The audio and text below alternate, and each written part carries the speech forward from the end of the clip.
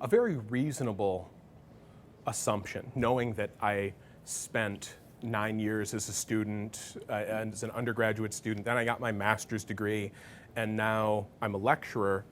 People assume that there's a lot of commentary on education in the book, because Kvothe spends a lot of time in the university himself.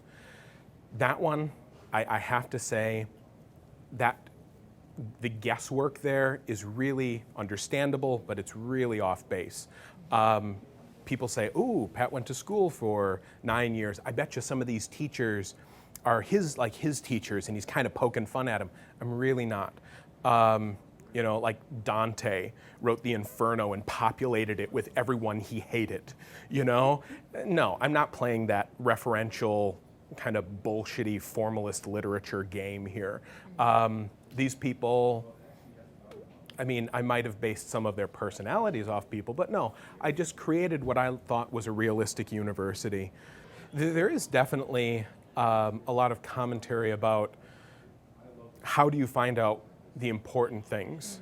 And while I very much enjoyed my undergraduate education, when I went on to get my master's degree, I was somewhat disillusioned because as an undergraduate, I was at my leisure. And I'm like, this semester I'm going to study, Sanskrit theater and puppet theater, over, the Bunraku puppet theater and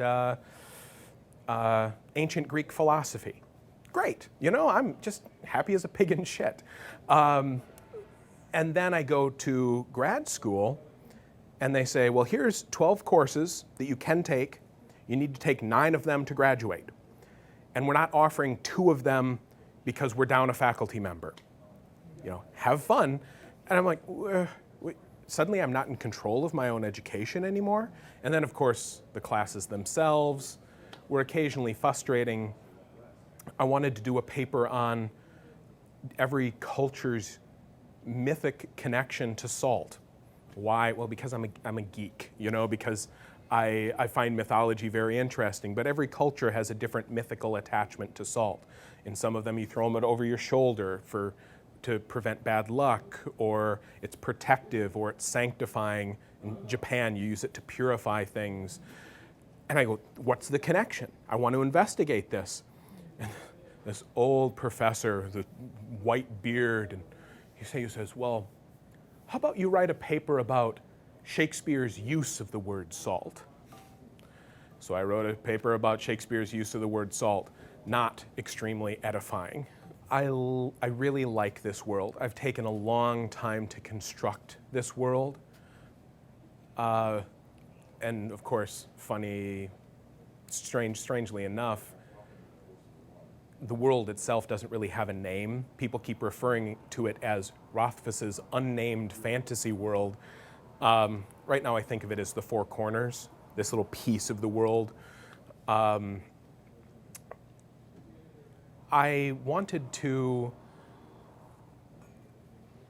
create a world that was big enough for many stories. It was always very frustrating to me to read a book and really fall in love with it. You fall in love with the characters, and then it seems like the author gets bored and just wanders away, but you want to live there for a while longer. I think some authors paint themselves into a corner because of the nature of the stories they tell, where the world doesn't really exist except as sort of like a movie set where like the action takes place and it looks very realistic in the story, but if you turn left instead of right, suddenly you realize it's just plywood with a coat of paint over the front. I've really built the whole world. I've got dead religions that nobody believes in anymore. I've developed like 5 currency systems, and 3 of them don't appear in the book. I do this because it amuses me, but it also adds a depth to the world. And I know if somebody wants to turn left instead of right, there's something there. That means I'm very attached to the world. I also didn't paint myself into a corner by telling the stereotypical fantasy story, which is a young man and his 4 friends band together to save the world from certain destruction. Because how do you do an encore after saving the world?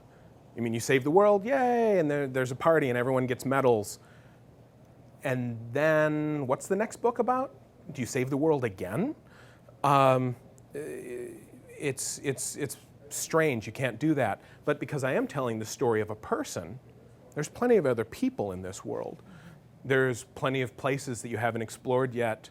There's plenty of stories that no one knows. So I'll play in this world for a long time.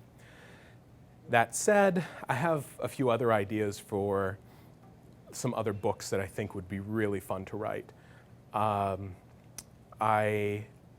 actually have a little children's book that I wrote just on a lark a couple years ago, a not for children's book. And this one I can do the pitch on because it's very simplistic. It's like Calvin and Hobbes. Did you guys have Calvin and Hobbes over there? It's like Calvin and Hobbes meets Coraline, Neil Gaiman's dark children's story. So I'm very proud of that silly little story. But there's that. I would really like to write a satirical, humorous urban fantasy set in a college setting.